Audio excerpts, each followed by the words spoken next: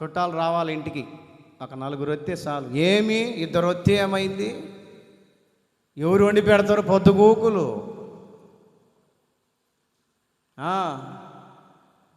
ఇంకా చూడాలా, చుట్టాలు నలుగురు వచ్చారనుకోండి, ఉదయం టిఫిన్ చేసి పెడతారా? మధ్యాహ్నం నీకెందుకు చికెన్ బగన్ తెచ్చి నీకెందుకు దొనను కోసి అవసరమైతే శుభ్రంగా మంచి కూర చేసి వండి పెట్టారనుకోండి, ఇంకా చూస్తూ ఉంటారు. ఇంకా ఎవరు? ఆయన తరపున వాళ్ళు అయితే ఒక కంట చూస్తూ ఉంటారు. అదే నీ తరపున వాళ్ళు అనుకోండి, అమ్మ 2 రోజులు ఉండులే ఆడిపోదు. యజమానుడి తరపున అనుకోండి, ఎప్పుడు పోతారా అని చూస్తూ ఉంటారు కొంతమంది. మీరు కాదులే, కొంతమంది.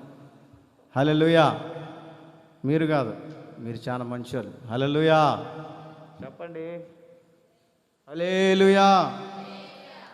మీరు కాదు, చాలా మంచివాళ్ళు మీరు. అదే ఏమండి